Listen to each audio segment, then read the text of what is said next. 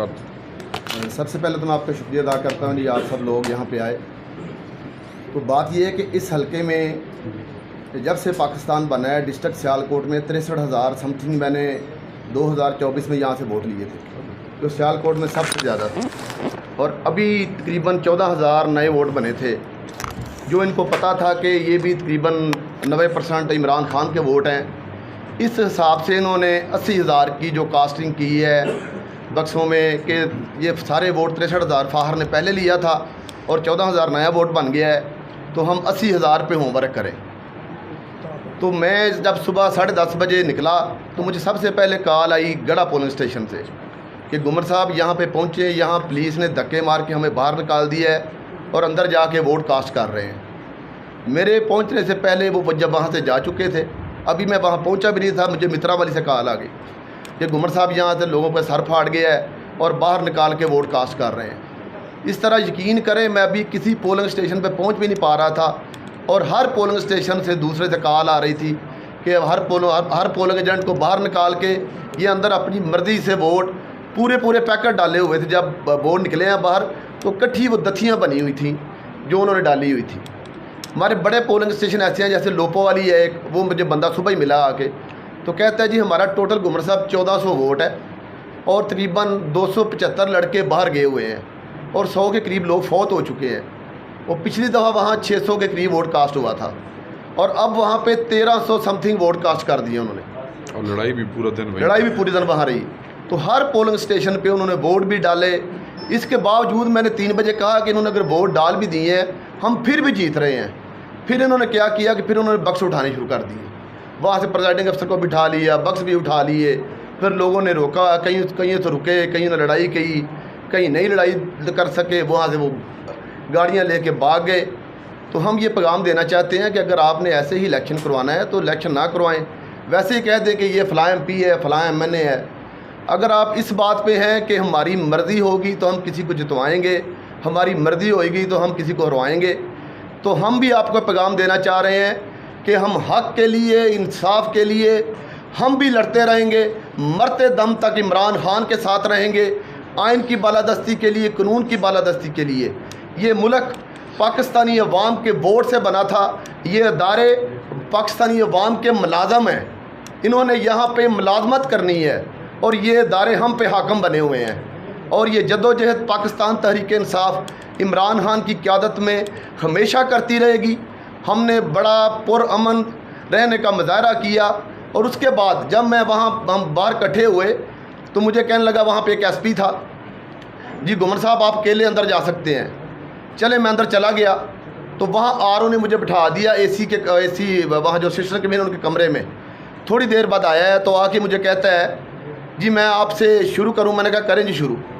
कहता है जी कोल्डी बोरा एक पोलिंग स्टेशन है, आपके वहाँ 100 कुछ वोट हैं, उनके 300 कुछ हैं। और कोल्डी बोरा वो पोलिंग स्टेशन था जहाँ पे टोटल गाँव मेरी तरफ था। मैंने कहा जी आपकी पुलिस वहाँ जाके प्रेसिडिंग ऑफिसर को भी और सारे आपने बक्स उठा के लेके आए हैं, ये आपने फार्म दूसरे कमरे में बना के लेके मुझे दिखा रहे हैं, इसके आगे चलें। उसके आगे उसके पास कोई नहीं था, कोई सिर्फ एक ही था। मैंने कहा फिर मैं बाहर चला जाता हूँ, आप मर्ज़ी के जितने मर्ज़ी फार्म 45 बना के तो रिज़ल्ट अनाउंस करें। ना आपको कोई आइन की पासदारी है, ना इन लोगों को कोई खुदा का खौफ है। पता नहीं ये क्या समझते हैं, कोई ब्रांडेड जुतियाँ पहन के और कोट पहन के और पैसे बना के शायद ये कोई खुदा बने हुए हैं। हम हक़ और सच के लिए खड़े हैं और इमरान खान की क़यादत में हमेशा हक़ के साथ खड़े रहेंगे, सच के साथ खड़े रहेंगे, इंसाफ के लिए सब कुछ कर रहे हैं। जितनी कुर्बानियाँ तहरीक इंसाफ के लोगों ने दी हैं, जितनी उनकी इंसल्ट की गई है, ये बेशक इंसल्ट इस पाकिस्तानी कौम की ये अदारे कर रहे हैं। हम राय हक़ पे लाना चाह रहे हैं और ये हमें कह रहे हैं नहीं हम ताकतवर हैं, हम जो चाहेंगे वो होगा। हम भी इनको ये बताना चाहते हैं, हम मर जाएंगे लेकिन हम जद्दोजहद जारी रखेंगे। बस एक इलेक्शन ਉਹਨੂੰ ਇਹ हैंडल नहीं कर सके थे सारे पाकिस्तान हैंडल करने सारा जो इन्होंने पल्ले ही कुछ नहीं। बताइए, कल 5 जून है और 5 जून को लेकर इस वक्त काफ़ी ज़्यादा इस वक्त चर्चे हो रहे हैं और खान साहब की रिहाई को लेकर कल की डेट बहुत ज़्यादा इंपॉर्टेंट है।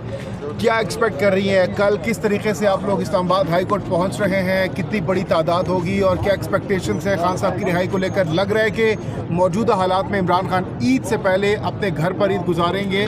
कल क्या लग रहा है आपको और किस तरह तैयारियों से आप लोग आएंगे? बिस्मिल्लाहिर्रहमानिर्रहीम, या का नाबुदु व या का नस्ताईन। पहले तो मैं फैक्ट्स करेक्ट कर दूं, कल तोशा खाना की बेल्स लगी हुई हैं, जबकि हमारी जो लाहौर वो सॉरी अल कादिर ट्रस्ट की लगी हुई है। तोशा खाना का तो नहीं तोशा खाना का तो जेल ट्रायल चल रहा है। कल तो नाइट में का है ना, नहीं लेकिन वैसे अच्छा मैं दोबारा बता देती हूँ आपको। कल जो बेसिकली जो मैं फैक्ट क्लियर करना चाह रही हूँ वो मैं कर दूँ। कल अल कादिर की जो बेल लगी हुई है वो यहाँ पर है। अभी 9 मई के केसेस की बेल्स की तो डेट ही नहीं हमें दी गई, जो अभी तक दी गई है दैट इज़ 16th। हमारी पूरी ये जो ILF है और इसके अलावा हमारी जो बार्स हैं वो वहाँ पर हाई कोर्ट से ये कह रही है कि ये कोई तरीका नहीं है, हमें आप अर्ली डेट्स दें जिस तरह से है। आपने ये देखा है जब तक वो डेट नहीं आती, यहाँ से अगर कल बेल हो भी जाती है तो वहाँ से जब तक बेल नहीं होगी। लेकिन अल कादिर एक मेजर केस है इमरान खान पर, साइफर के बाद ये एक मेजर केस, अगर इसमें भी मुअत्तल हो जाती है एक बहुत बड़ा रिलीफ नहीं समझती आप? देखिए जी, रिलीफ तो नहीं, मैं समझूंगी इंसाफ होगा। रिलीफ किस चीज़ को हम कहते हैं? There is a difference. हम रिलीफ नहीं मांगते, हम इंसाफ मांगते हैं जिसके लिए अदालतें बैठी हैं। हम आइन कानून की बात करते हैं। लेकिन जो ये वाली बात है ना, देखिए खान साहब पर हर केस बोगस है, चाहे वो साइफर केस हो, चाहे वो तोशा खाना का केस हो, चाहे वो इद्दत केस हो। पहले भी ये तो सिर्फ लिंगर ऑन हो रही हैं चीज़ें, जो लिंगर ऑन हो रही हैं वो आपको नज़र आ रही है। मैडम, पंजाब में क्या तैयारी है एहतजाज की आप लोगों की, अगर कॉल दे दी जाती है 1-2 दिन में?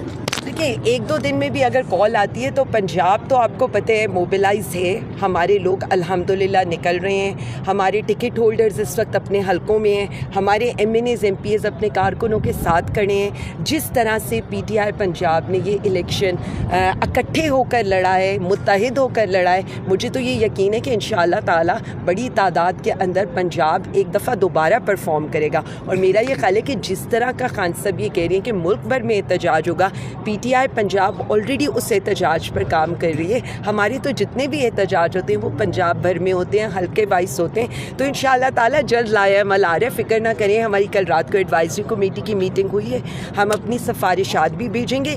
लेकिन जिस तरह से वज़ीर आज़म खान साहब ने कहा है, लाया अमल देंगे उमर अयूब साहब खान साहब के बिहाफ पे, वज़ीर आज़म खान साहब के बिहाफ पे, और लीड करेंगे सलमान अकरम राजा साहब, उनके पीछे हम खड़े होंगे। 9 मई के मुलजमान जो थे उनको इंसदाद दहशतगर्दी इस्लामाबाद से सज़ा हुई है, और भी काफ़ी ज़्यादा हैं। आप भी उसी केस में हैं, तो PTI रेडी है दोबारा जेलों में जाने के लिए? देखिए, मुझे ये लगता है कि आपने 3 साल में जितनी फस्तायत, जितना जुल्म कर लिया है, उसके बाद जेलें, अदालतें, ये FIR 780 ये खुद आपने मजाक बना दिए। PTI का कारकुन उस दिन भी आपने देखा है, हालांकि ये जिस तरह से हुआ, जितनी बदनीयती से उनको पकड़ा गया, उसके बावजूद भी वो नारा एक ही लगा रहे थे। जब लोग हथकड़ियाँ चूम कर बाहर आ रहे हों तो उनके लिए सज़ाएँ क्या मैटर करती हैं? अच्छा, आलिया हमजा साहिबा, ये बताइएगा कि लास्ट टाइम 26 नवंबर को जब एहतजाज था तो हमने देखा कि मुल्क भर से KPK से स्पेशली लोग आए थे, कारकुनान, लेकिन रास्ते बंद होने की वजह से पंजाब के लोग उस तरीके से नहीं पहुंच सके थे इस्लामाबाद जिस तरीके से पहुंचना चाहिए था। अब की बार भी अगर रास्ते बंद कर दिए जाते हैं तो क्या स्ट्रेटजी होगी? क्या कोई नई हिकमत अमली बना रहे हैं रास्तों की बंदिश के बावजूद भी यहाँ पर पहुँचने की? देखें, एक ये प्लान कर रहे होते हैं, एक हम भी तो कुछ प्लान कर ही रहे होते हैं ना। ज़ाहिर है हमने भी अपनी चीज़ों से सीखना है। हमने भी तो अपने लोगों को, अगर जैसे इस दफ़ा हम RO ऑफिस के बाहर जब हम बैठे हैं तो हम बिल्कुल पुरअमन थे। 26 नवंबर को भी हम पुरअमन थे। मसला ये नहीं है, मसला ये है कि एहतजाज भी होगा, गली गली में होगा, शहर शहर में होगा, नज़र आएगा। ये कितने रास्ते बंद करेंगे? क्या ये हर गली को बंद करेंगे? हर शहर को बंद करेंगे? हर शहर को तो ये बंद बंद कर सकते हैं, लेकिन अब इनको गलियां बंद करनी पड़ेंगी, क्योंकि पीटीआई यूनियन काउंसिल लेवल से लेकर वार्ड लेवल से लेकर नीचे तक पैनेट्रेट की हुई है। और पीटीआई का कारकुन अब निकल रहा है। पीटीआई के कारकुन ने इस चीज़ को बिल्कुल वो कर दिया है जो ये खौफ के बुत हैं। आपने ये देखें, मैंने जो विजुअल्स आपको दिखाएं, ये विजुअल्स क्या बताते हैं? ये विजुअल्स यही बताते हैं कि पाकिस्तान तहरीक इंसाफ का कारकुन हो, पाकिस्तानी अवाम हो, वो रेजिस्टेंस के लिए तैयार है, वो मज़ामत के लिए तैयार है, अपने हक के लिए। था, लेकिन आपकी लीडरशिप जो है वो गायब हो जाती थी। कारकुन तो पहले भी निकलता था, अब भी निकलेगा।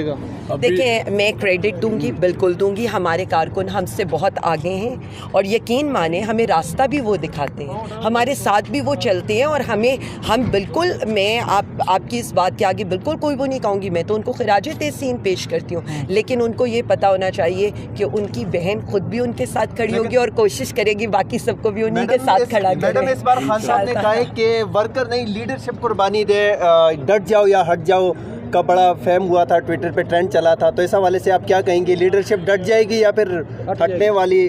अच्छा, अगर आपने देखा हो, अब जो एहतजाज हैं, उन एहतजाजों के अंदर, या जो हम इस्लामाबाद हाई कोर्ट में इकट्ठे होते हैं, लाहौर हाई कोर्ट में इकट्ठे होते हैं, तो हम कर क्या रहे होते हैं? बेसिकली हम तो ये कहते हैं MNAs आएँ, MPAs आएँ, सैनेटर्स आएँ, टिकट होल्डर आए। उसका रीज़न ये है कि हम ये कहते हैं पहले आप खड़े हो, जब आप खड़े होंगे तो आपका वर्कर आपके साथ खुद ही खड़ा होगा। सो अभी भी स्ट्रैटेजी यही होगी, पहले लीडरशिप आगे होगी और उसके बाद वर्कर आएगा। कहीं पर ऐसा नहीं होगा कि लीडरशिप ना हो और वर्कर को हम गोलियां खाने आपकी बात ये